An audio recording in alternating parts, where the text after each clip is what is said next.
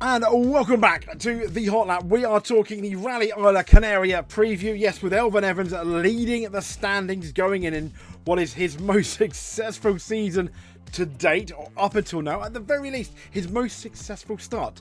We are asking the question, can he continue in the almost dominant fashion? He's going to have a lot of stuff, potentially. I wouldn't say going against him, but potholes, let's say, in a tarmac rally, metaphorically speaking, at the very least.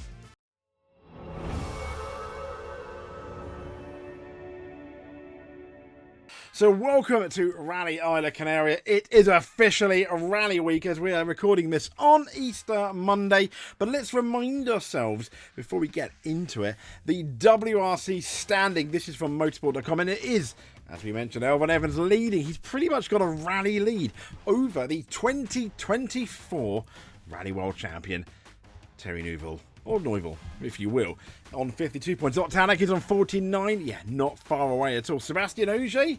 Okay, Ogier, not normally around. Is he going to be around this round? Stay tuned. Adrian Formeau is in 5th. The biggest upset for me, though, is in 6th place, and we're going to get into them a bit more. Kalle Rovanperä, I mean, what on earth? Takamoto Katsuta is 7th. Piari doing fairly solid in 8th. Monster in 9th. And then, funny enough, we got Greensmith in 10th, and then Sesks in 8th, and Josh McLaren in 12th. I mean, that's your top echelons of the rally, but let's get into it. So, Rally Islas Canarias, and as we know, the race program, if you want to know, Thursday we're going to have the shakedown. The race starts, and then from Friday, SS1 to SS6. Saturday we have SS7 to SS13, and Sunday SS14 to SS18. Yeah, so as we know, Sunday the meh day of the rally, the shakedown on the Thursday. But interestingly, it says here, Rally SS1, no SS1 on Thursday evening, which I think is a bit strange. This is going by AG Rally.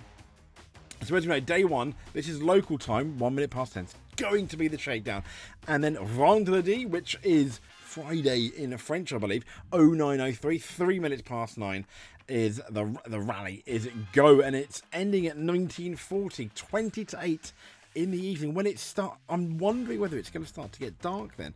But surely on day 3 at 21:35, SS30, it's going to be dark then, isn't it? 21:35. That's going to be really exciting. The day ends on day 4, obviously 10 past 9 being the start, and with SS18 at 13.47 kilometers. It's going to end at 2:15, 14:15 in the afternoon. I mean, I am really looking forward. I'm really looking forward to this rally. It seems to have been an age, doesn't it, since the last rally in Kenya, and what a Kenya rally it is. But let's get into the Rally Canarias, what to expect from this rally before we get into how we feel the drivers are going to do. And it's round 4, as we know, of the 2025 season, and the first of what is going to be 3, you heard it here, 3 brand new rallies for the season. Now, we've got stops, as you know, in Paraguay. We have stops in Saudi Arabia. But at the Islas Canarias, it's not going to be a totally alien concept. Some of the drivers, our rally riders, have done it before. In terms of Terry Neuville, Adrian Formeau, Sammy Piari, Gregor Monster, and Josh McLaren. Will they have an advantage? Maybe. But the last time I think they did a rally in Gran Canaria was, 2021? So they're going to know it a bit, but what can we expect? So, since the Salo-based Rally Spain, essentially, it dropped off the calendar, sadly, in 2022, they've been lacking what is, and this is from what Dervish are also reporting, a pure high-grip rally. As we know, we've got Monte Carlo, Croatia in ERC for 2025, Central Europe and Japan. They are all technical. They kind of get muckier. I mean, the leaves on the road in Japan, etc. This is going to be technical too, but there's going to be plenty of mountain roads, and we have reportedly wide flowing roads. It is going to be very fast, and just like last year, obviously not in the WRC time, the rally was won by as little as 2.8 seconds, following what was almost 2 hours of competitive driving. So are we excited? Absolutely we are, but it's not just the road we need to be worried about. Because of the area, well, headaches for the crews, because it's very changeable conditions, which for a rally fan is absolutely music to our ears. I cannot wait. And it's based on an island in the Atlantic Ocean. So that inclement weather can be a factor near the sea. As you know, if you live near the sea, it kind of has its own climate, hasn't it? The forecast, though, suggests rain on Wednesday, but also, crucially, Thursday evening. And that can make things interesting come Friday morning, particularly the first leg of the rally. And obviously, with the Hankook tyres, let's talk those tyres. If it's going to remain dry, it is a fast rally. It is a tarmac rally. Tyre management is absolutely going to be key. We believe it's a high grip surface, and you're really going to have to hold on to the life of those tyres. And Sebastian Ogier is going to be here. He's famously a bit of a tyre whisperer when it comes to rally. The one massive question mark, though, could be the Hankook rubber and how it is. As we know, Calais Rover and Paris not particularly happy about it. But while drivers are going to get a feel for these, they kind of got a feel for the compounds in the Monte Carlo rally.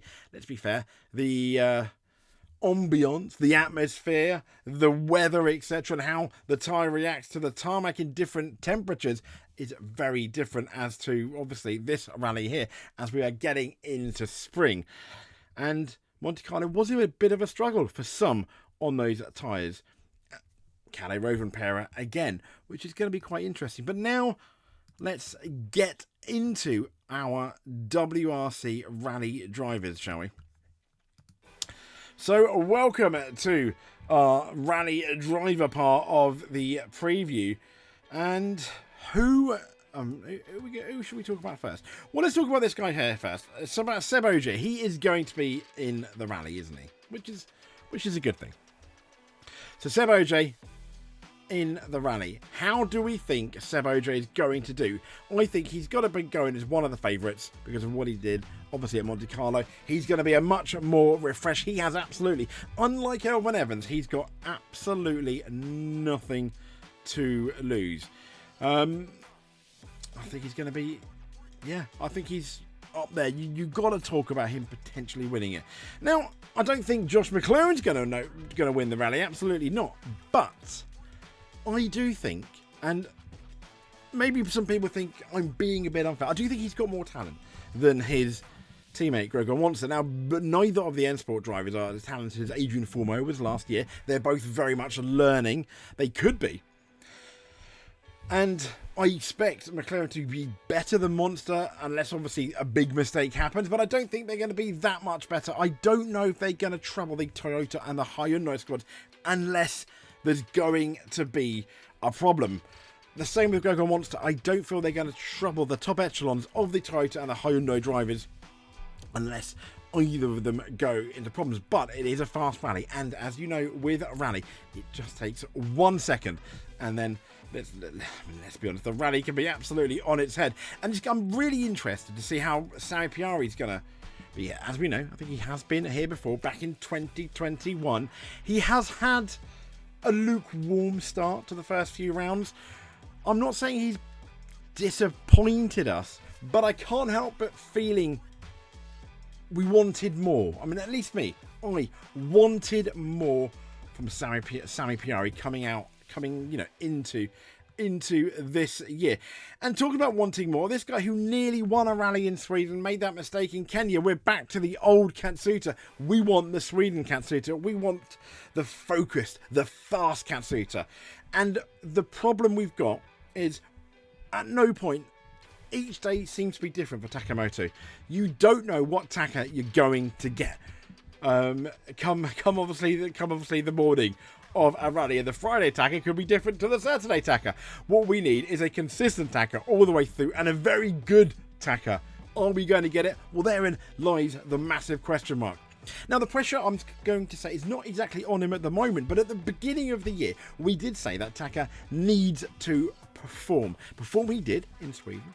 Perform he didn't in Kenya, although he did show, once again, he's got speed. But we know that. We all know Taka's got speed. We all know he has the speed to win a rally.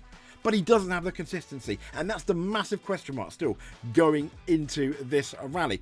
Now, in terms of form, I think he's had a really, really strong year so far. I mean, he's currently 5th in the standings on 31 points. Yes, he only scored, I think what is it? He didn't score particularly many points after his really good form in the Rally Monte Carlo, but still, he has a strong driver, and I feel he's going to mix it with his Hyundai. Absolutely, he'll mix it with his Hyundai teammates. So what I'm really quite excited about, though, is what is Elfyn Evans going to do? You know, first on the road, obviously leading the championship. That could be a good or bad thing, particularly if the weather is raining come Thursday evening after the shakedown, and we have wet ground at the start of the rally on the Friday. That could really have an issue for Elfyn Evans, being the start of the road. I mean, the rally could even unfold quite badly for him. That is a big part, though. And he's done well so far. We haven't had the Evans of, the beginning to mid 2024. The Evans where he feels the pressure and things start to go wrong. This is very much a different Elfyn Evans. And then we haven't seen for a couple of years. So I cannot wait. Next up, we've got in the Hyundai, Terry Neuville, the guy that's currently second, albeit 52 points to 88 for Elfyn Evans in the championship. Didn't have a very good Monte Carlo, but then he's been fairly consistent going forward, and I think he's going to take all that experience into this rally. So I think he will be the top Hyundai performer at Rally Canarias. Where is he going to finish? I'm not sure, but I'd like to hope. I'm hoping he's going to give Seb OJ a run for his money. Now, Otanak, I've always said, one of the fastest guy, I believe, pound for pound in the rally, but kind of like Taka, but not on the level of Taka. He does make too many mistakes. So I wouldn't be surprised if he is leading almost at one point or looking to lead. But I'm always wincing when I see the onboard, because I'm like, no, just don't make a mistake. Just don't make a mistake. Now, the guy I think under the most pressure coming into this rally is Kalle Rovanperä. Now, let's look. I mean, he is currently 6th in the standings. And he's just not done particularly well. Sadly, obviously, in Kenya, it all went horribly wrong for him. But even after Kenya, he didn't do very well at all. What is it? He's 4th in Monte Carlo, 5th in Sweden. So 18 and 13 points collectively for a total of 31. Bearing in mind it's Elfyn Evans on 88, Terry Neuville on 52. He has come out and he has said he's not particularly happy with the way the tyres are. He doesn't like the Hankook tyres, and that's one thing he had in Monte Carlo, which was an asphalt rally like this rally here. But with the weather being different, this is going to be a high grip surface. I'm hoping he can come good and he may challenge for the lead. But I think going into this rally, there are going to be massive, big questions for Kalle Rovanperä, and I'm really excited to see what he can do. Keep the faith for Kalle, absolutely. So that's pretty much the big things on what to expect. I mean, this is obviously the entry list. We got McLaren Monster, Piari, Katsuta, Rovanperä, Formo, OJ, Tanak, Neuville, and Evans. Now, in terms of the WRC2 list, I mean, look at that, Yoto Schwartz. I believe, obviously, we have Mr. Solberg, Ollie Solberg. I've been informed is entering this rally, but he's not using it for. They're not using it for points. In terms of streaming, obviously Rally TV, they're going to be daily highlights. Look at redbull.com or the Red Bull YouTube channel, which will have our daily highlights for the rally, and that's pretty much about it. This is the service park. If you're interested, with everything, they're obviously tied to Hyundai M Sport, etc. But this is Rally Week. This is the Islas Canarias. I just want to say thank you so much for watching. If you're not subscribed, please give us a subscribe. We'll be following the rally every day with updates at the end of the day to how we think it is going. Maybe a couple of clips if we can. But until then, stay safe, speak to you soon, and thank you very much for watching.